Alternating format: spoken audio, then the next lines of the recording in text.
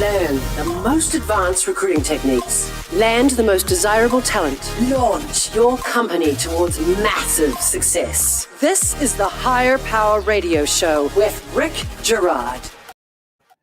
Emotional intelligence is defined as the capacity to be aware of, control, and express one's emotions, and to handle interpersonal relationships judiciously and empathetically. Now, over the past year, EQ has become less important to companies because of the need for somebody to fill the seat. This is creating more problems as less care is invested into uncovering the fit into the organization. We need to understand that high performers are taking their time right now to find the right opportunity. So this is your wake-up call to slow down. Now more than ever, it is critical to cultivate your own emotional intelligence and implement intelligent hiring practices into your organization. I'm Rick Girard, and welcome to the Higher Power Radio Show. We help entrepreneurs and executives win the strongest hires by sharing insights from top-performing rebel entrepreneurs, game changers, and industry leaders like our guest today, Lena Nasruddin. She is the founder of Rise Up For You. With over 10 years experience as a college professor and former top executive for an education corporation, Nada understands the importance of fusing education, empowerment, and leadership together as she works with her clients and speaks to audiences worldwide. Her company, Rise Up For You, has been featured and worked with such brands as CBS, Google Next 19, and various Fortune 500 companies, as well as small businesses. Nada has been awarded the 40 Under 40 Professionals in Orange County, California, and Women of Influence for Entrepreneurship in 2021.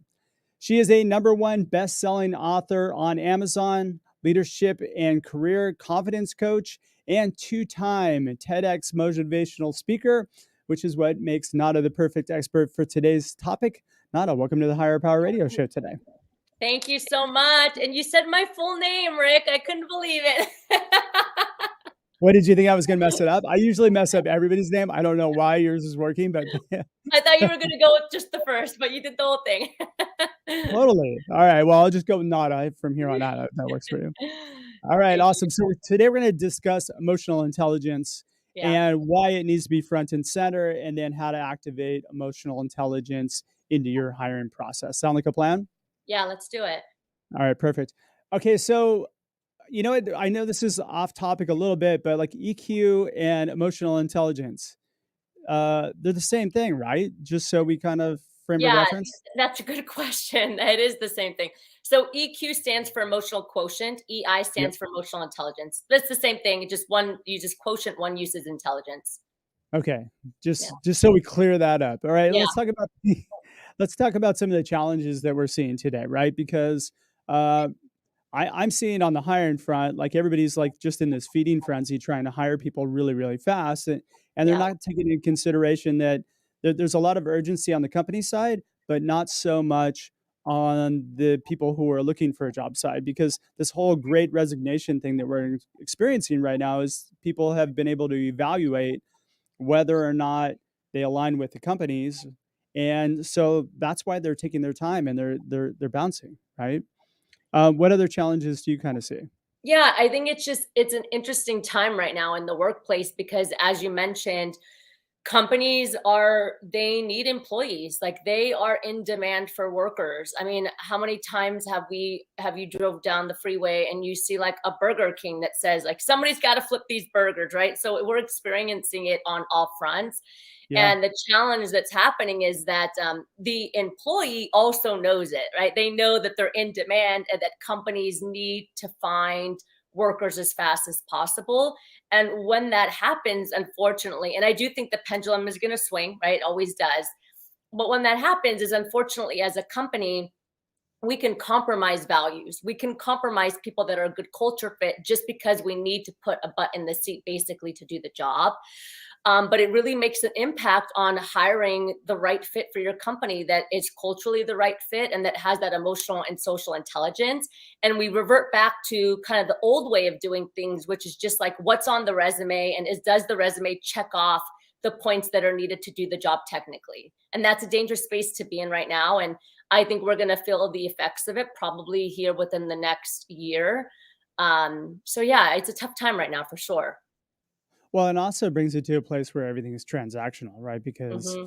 and I think people have, well, now we're in a position where you can't find people to work at Burger King, like you mentioned, right? Which to me, that's no big deal. I hate Burger Yeah. King, but I mean, um, the only reason why people would go to work for Burger King is because they get paid, and they make more money kind of staying at home or being Hmm. on unemployment or something like that, right? So, it's um, there's got to be more to it, I guess, is my point.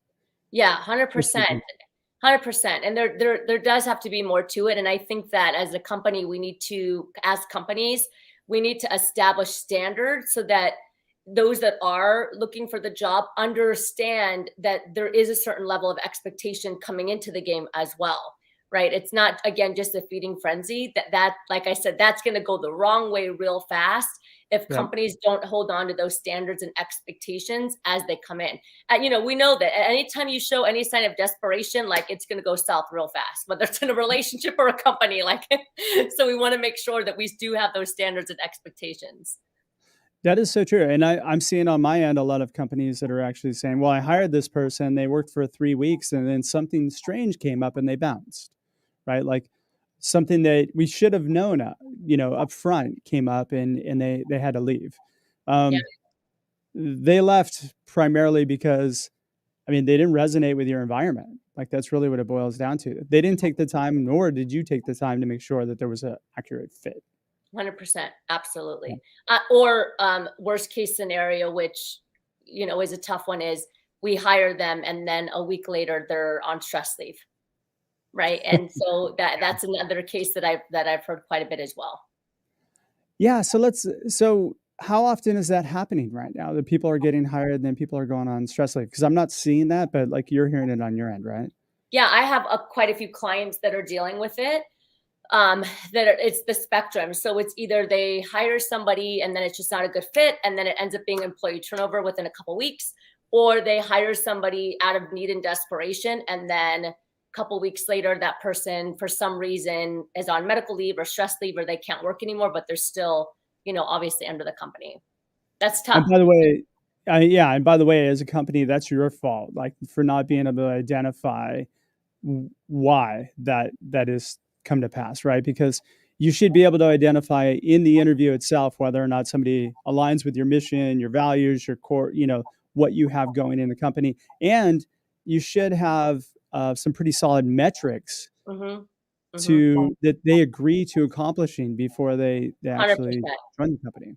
100%. Yeah. Mhm. And again, I think that's, because we're in this time of the great resignation, like I get it. Companies are just like, they need people, but we have to find a balance of getting, hiring people, finding that great worker that at the same time doing our due diligence. Otherwise, it's just going to hurt us in the end. It's going to hurt the company Yeah. in the end. Mhm. That's my big hurdle with some of the clients we work with, is just getting them to slow down and take their time to make sure that Mhm. they're getting the right person on the bus. Absolutely. Absolutely. Because again, I think even really good companies have been experiencing attrition for whatever reason. Yeah. Yeah. So this is actually a really good thing for companies. You have to Yeah. kind of look at it from that It's just a perspective. lifestyle thing, right? I think that after COVID, I think that as a society, we expected that people were going to be nicer and be more grateful for their job. And I will tell you that from our experience with our clients, that those two things are not happening right now, that people No. are actually more stressed, more triggered, more combative than they were before COVID. And they're reflecting more on what they really want, and like their thought process around work ethic and working in the corporate space has diminished, right? Into a place of like, well, I want more well-being and I want this, this, and this, and I want to be able to run my own company on my own time in my own home. And so we're seeing just a very drastic shift. Again, I think the pendulum is going to swing. I don't think it's going to last as long as we think it is, but it is where we're at right now. When is it going to swing, do you think? I think in the next 6 months to a year. Okay. Mm-hmm. As some of the benefits. Projection. Yeah, just my projection. Okay. Well, I mean, even as a result, though, like, taking advantage of the time that we have right now Yeah. and just putting really stronger practices in Yeah. place and timelines to ensure that you're getting the right people is critical. Yeah, absolutely. Why is And this important to a company? I mean, we're talking about it, right? If we don't put these Mm. things in practice, it's going to end up hurting in the long run. We have employee turnover. You're going to have miscommunication. This is where the culture starts to fall apart. This is where we start to have challenges amongst people. So these cultures, these values, the emotional intelligence, which I know we'll dive into even more. At the end of the day, it's if you're a numbers person, right, and we want to talk budget and finances, at the end of the day, it's going to be more cost effective for you because now you're not dealing with that attrition, that employee turnover rate, and some of the challenges potentially that can happen with HR on a legal side. And at the same time, it's just happy people, happy profits, right? You know what I mean? Happy people, profits go up, people are more productive, performance is higher. So this is a huge thing for companies. And I think most companies are starting to recognize the importance, but they're still not able to identify financially how important it is. And that's going to be critical too. Yeah, that's so true. All right, you're listening to the Higher Power Radio Show. I'm your host, Rick Girard. And for our podcast listeners, we're going to take a quick educational moment from our sponsors. Hey, check out stridesearch.com. There you'll find a link to order Healing Career Wounds, which is available now on Amazon and your favorite bookstore. Let it be your startup secret weapon to sourcing and winning the strongest hires. Our guest today is not Lena Nasruddin. She's the founder of Rise Up For You, and we're talking about emotional intelligence. So we just talked a little bit about why it's important, and then we're going to now talk about how we implement this. But I want to start this off or kick this off. You shared with me a story prior to this where you had a client of yours that Yeah. were able to, like, by implementing really strong EI practices, they were able to achieve extraordinary results. You want to share that with me? Yeah, and let me just take a step back to just further, educate anyone that's watching is that emotional intelligence is a lot more robust than people think. And I Yeah. think that that is also one of the challenges within companies is that it's framed in a very shallow context. What's emotional intelligence, right? It's to manage and be aware of your emotions and then help influence the emotions of others. But in actuality, there's another 18 competencies that fall under emotional intelligence. And every single challenge in the workforce today, from communication to diversity, equity, and inclusion, to motivation, to making a sale, to adding value to your customers, all falls under emotional and social intelligence. So it's incredibly comprehensive. I mean, it takes us days to do a training on EQ, and it takes years for people to really master it the right way. And so when we talk about emotional intelligence, it's not just managing your emotions. It's knowing how to walk into a room with the client and understand what energy do I need to pull in today based off of how the client is feeling. Or if I'm walking into a meeting with a team member, what is the energy that's coming from this team member and how do I influence them in a positive way to take action, be motivated, and get on the phone to make a sale or to work with their other team members? There's just so many different aspects to it. Stress management falls under it, internal motivation, growth mindset. I mean, these are the challenges that we're dealing with on a daily basis. Integrity as a team member. Am I leading with integrous practice? So, I mean, I can talk for hours about EQ, but it really does make an impact. And when you do it the right way, it's a game changer for a company. So as you were mentioning, one of our clients, I worked with one of the executives for one of the largest health companies in North America. And there was the only executive that I was working with out of, I think there was 4 or 5. Well, they took this emotional intelligence very seriously. They practiced it, they implemented it, and then they started to pass it on to their division, their team. And when COVID kind of ended and they came back into the workforce, they had 87% of their team come back on site. The rest of the executives had 12%. So the rest of the executives lost 88% of their staff and only 12% came back. And the executive that was working with emotional intelligence had 86% stay. So they only lost 14%. So just that alone, 88% versus 14%. No, that's huge. That means that that executive actually took the time to make sure that people that were hired were in that in the wheelhouse and really gelled well within that business unit, right? That, and also maintained and taught emotional intelligence, like coached, mentored, gave an understanding to the team what it means to have emotional intelligence. On top of that, that division went, they skyrocketed their profits by over 300%. And they went from, like, I think it was 12th in sales to 2 in sales. Just through, and the common denominator was that the executive was working on emotional and social intelligence and teaching it to her team as much as she can, like mentoring and coaching. So you can see where it can make a huge impact, not only on the culture, but also on the profits. And I know, like, we work with a lot of executives. At the end of the day, they want to see numbers, right? It's like, tell Yep. me, like, what's this Well, going to do from the bottom 300% up? increase. 300% increase is something you should definitely pay attention to.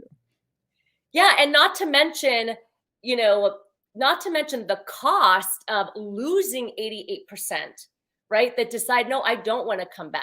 I mean, all of that has a cost to itself, where the company is losing money because then they have to go out and find that 88% that no longer want to work, right? Yep. So, I mean, we're talking probably millions, to tell you the truth. Yeah. And those are the 88% that actually, were placed by one of us. Mhm, mhm. At a place that's probably more in alignment with what they were looking for. If they had the Yeah. time to think about it, right? Mhm. All right. So where do we start? How do we implement emotional intelligence into our our fabric of our DNA? Yeah, it has to start with values first. The reality is that most values in a company are emotional and social intelligence, right? Like, when you look at a company's values, it's integrity, growth mindset, collaborative, service oriented. I can confidently say that most values within a company fall under EQ or EI. The challenge that we're seeing with companies worldwide is that these values aren't actually activated.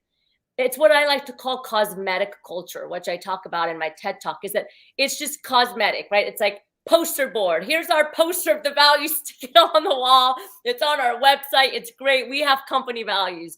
But if I were to go to a team member and I would say, what are the values of your company and how are you exercising them on a day-to-day basis?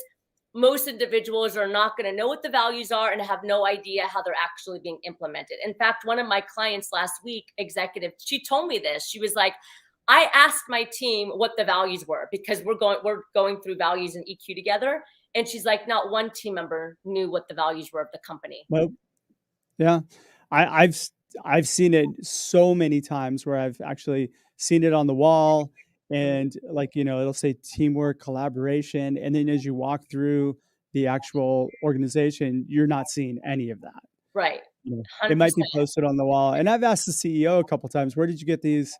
You know, where did you get these values?" And some pull them out of a book. I thought they'd sound graded, so we wanted to build our. It was more like what they inspire to be rather than who they are. But 100%. they didn't put anything into action in order for them to be able to implement those values and Yeah. live And them. that's the critical part, right? It's Yeah. going from passive to active.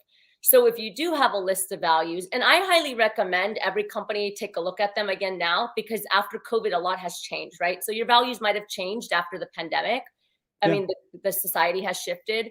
So taking a look at those values, but now activating them, going through every single value and asking yourself first, how is this showing up in the recruiting process?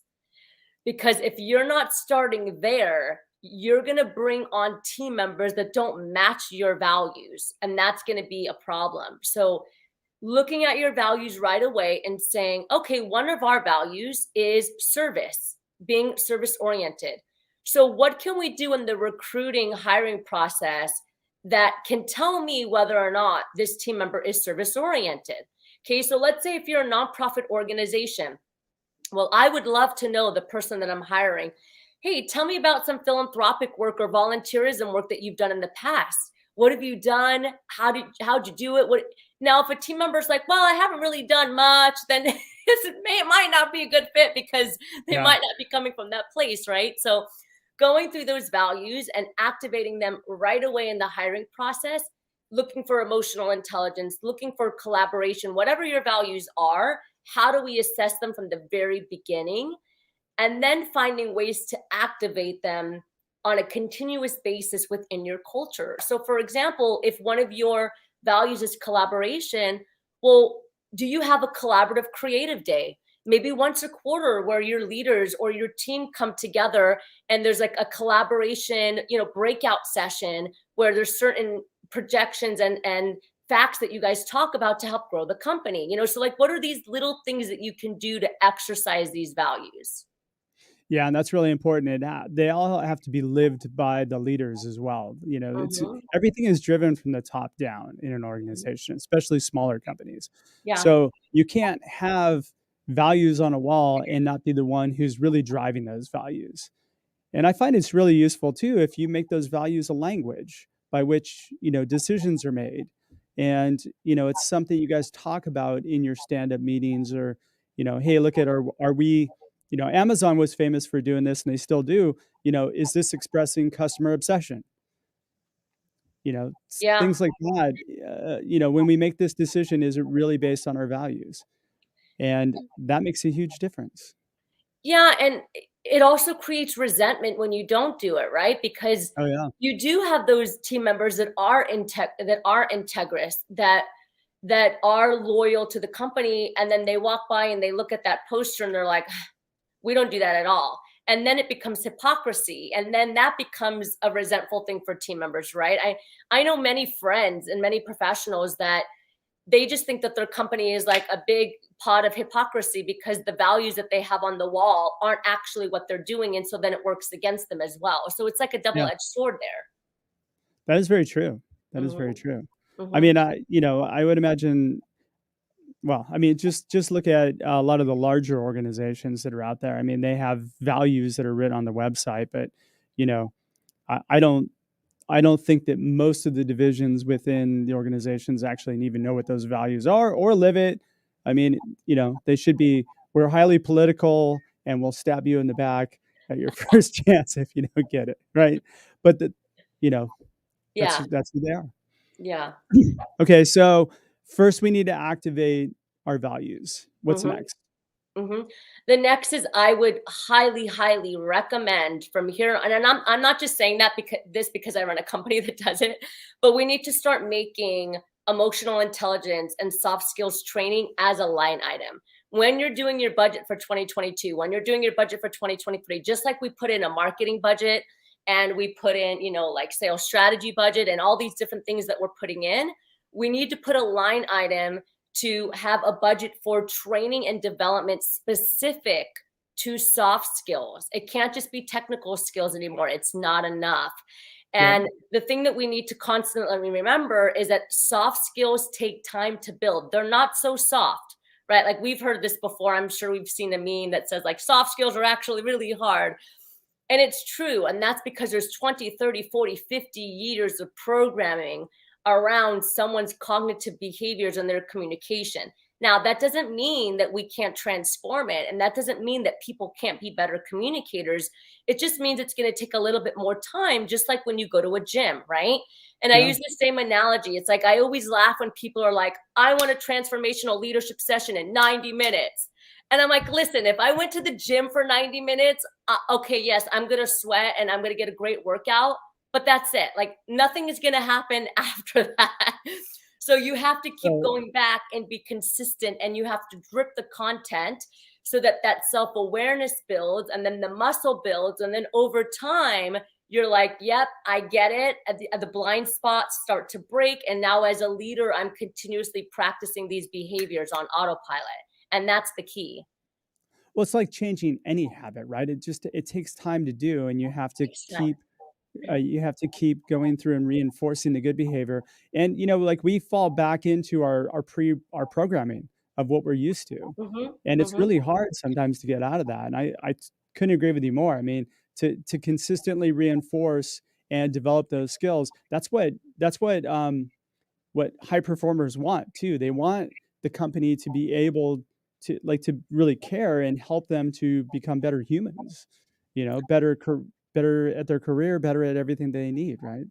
Yeah, and I would even say that I would spend more time on soft skills, because if you have strong soft skills or emotional and social intelligence, the technical skill is going to be very, very easy for you to learn, right? Because technical skills are actually a lot easier to understand and learn on some level, right? Because it's an algorithm. A plus B equals C, 2 plus 2 equals 4. And once you find it, you find it. But I think that unless you have those soft skills, it's going to be hard for you to continue to build the technical skill. Yeah. I agree with you, by the way. Don't invest in training that's like, seagull training where somebody flies in for 90 minutes, um, drops a whole bunch of information on you, and then like they're done, right? Like it doesn't make sense if you don't have a program in which people need to continually engage, because Yeah, nobody's gonna retain, no one uh, is saying. even a tenth of that content in 90 minutes. Mm-mm. And I always say, like, there needs to be empowerment, education, and strategy. And a lot of times it's more empowerment. It's like 90 minutes empowering leadership, and people walk out and they're like, oh, I'm so inspired to be a leader. But unless you have that education that's consistent and that strategic plan to keep growing the muscle, the leadership component, the actual shift, the transformation, it's not going to happen. That is so true. All right, so coach, provide development on these skills. Then what would be the next piece? I think one of the most critical pieces, which I know can be really challenging, is an assessment of the company and where the company is at to begin with. Because, there's what we know, there's what we don't know, and then there's what we don't know, we don't know. Right? And so sometimes as a company, we don't really know what's happening in the trenches. And Yeah. so, in order for you to really start providing these trainings, remapping out your values, activating the values, let's just get a gauge on where the company is at. How is your team feeling? What are some of the challenges that your team is feeling that you didn't think they were feeling at all? Right? So maybe your team thinks that the leadership is great, but maybe they want more growth opportunity. And maybe you thought it was the opposite. And so I think it's really important that we just get a pulse on the company with boots on the ground, like people that are actually in the trenches, because that's how we're going to know what kind of action plan to create to help support the team. And I know that that's hard, because nobody wants to see that stuff, right? Because it could be gut wrenching. But I think that it needs to happen on an organizational level, and I also think it needs to happen on a leadership level. When I was 27 years old and I was an executive, I had 200 team members under me. I thought I was the best leader in the company. I was like, I am so amazing, I am so great. And then I started to hear like people chirping about how I'm intimidating and nobody wants to come into my office. And I did an anonymous survey with all 200 people. It was super scary. No other executive wanted to do it. But 75% of 200 people came back and said that I wasn't approachable and that I was intimidating. Yeah. So that right there was a sign that, all right, well, as a leader, I'm not effective, because only 25% of the staff actually feel like they can connect with me and walk into my office and ask a question. So was that hurtful? Yeah. Did my gut go, ugh? Totally. But Yeah, it's a punch in the stomach for it sure. I felt had like the just same problem. right in the gut. Yeah. Yeah. But at the same time, I was able to say, all right, well, I mean, the data doesn't lie. The truth, this isn't lying. So I got to make a change. And then that's how we make positive shifts. Yeah. That is so very true. And then, bringing this forward to like your interview process, right? And, I bringing an interview training into this kind of emotional intelligence thing too. I think that's super critical as well. I mean, you Mhm. have to spend the time training, like you said, the soft skills, and Mhm. getting to people to a place where they can identify people that really align with those values that you have. Yeah. And don't be afraid to go outside of the traditional blueprint. And I know you talk about this a lot, Rick. It's don't be afraid to ask, hey, what was the greatest accomplishment that you had that has nothing to do with work? Yeah. Right? Well, like let's get to the bones of like who this person really is, because that's where you're going to figure out what those soft skills are that they have. Right? Yeah, and Outside- that's where you figure out everything, right, Mhm. about a person. Keeping interviews shallow, it's kind of like I compare it to like a speed date where essentially you're making a decision to get married at the end of like a speed date. That's really what the job interview process is. So if we all slow down and just take our time to understand somebody, that time investment pays dividends. Yeah, absolutely. And let's be smart about the process. Don't ask things that you can get from reading the resume, right? Like I always laugh when people are like, well, tell me about your experience here. It's like, why? It's on the resume. You saw their accomplishments. You see where they work. Ask them questions about, things that aren't on the resume that are like, again, going to get you to see who they are as a person. Yeah, I often say the most valuable content on a resume is the white space. Right? It's what is not said there, right? Absolutely. So, awesome. Well, Nada, we are just getting pretty close on time. What would be 2 or 3 key takeaways that you can give the audience to get plugged into their business today? Yeah. So in a nutshell, I would go back to what we just talked about. First step is I would say, do some kind of assessment just to test I would call it like a culture check. Let's do a culture check. Okay. Even if it's a small survey that just asks like, how do you feel at the company? Do you feel like you can grow here? What does the culture feel like for you? Even if it was 5 to 7 questions. And I always like to put space for solutions, not problems, right? If you can provide one solution that will enhance the company's culture, what would it be? Because then it gets your team to reframe instead of going into like a problem mode or, well, we don't have this and da-da-da-da-da. It gives them an opportunity to say, one thing that would be really great is this. So I definitely say key takeaway number 1, do some kind of culture check assessment that can just check the pulse, especially after COVID. Number 2 is pull those values back out, reassess them, and then figure out how to activate them. Create an action plan where you can actually bring them to the forefront and continuously reassert them and reiterate them on a day-to-day basis. And then 3 is, it's not too late. We're going into 2022. We have 6 weeks left. Pull out that budget and find a line item where you can provide some soft skills training to your team. Boom. There you have it. Lena, thanks so much for your time today. And I want to welcome you to the Higher Power Radio community. Now, what would be best way in which members of the audience can find you, your company, your book, all that good stuff? Thank you so much. I appreciate it. Well, definitely on LinkedIn. You can just like click on my face or whatever and connect with me on LinkedIn. And then if you go to riseupforyou.com, there's a ton of stuff there that you can access. You can find my book on Amazon as well, Rise Up For You. And we do love to, if this is all right with you, Rick, we do offer a free training to any company, 30 minutes on any session of your choice. It could be emotional intelligence. It could be diversity, equity, and inclusion. And we'll just train your team for free so that you can see the different transformation that soft skills can make. I believe we sent you the link, Rick. If we could just like plug it in the chat, that'd be awesome. We will plug it in the show notes. So we're good to go. Awesome. All right. Well, I want to thank you so much for your time investment today. Thanks to our listening audience for tuning in this week's episode of Higher Power. Quick thanks to our team, Brian Colburn, Andrea Bellin, and Ayla Gerard.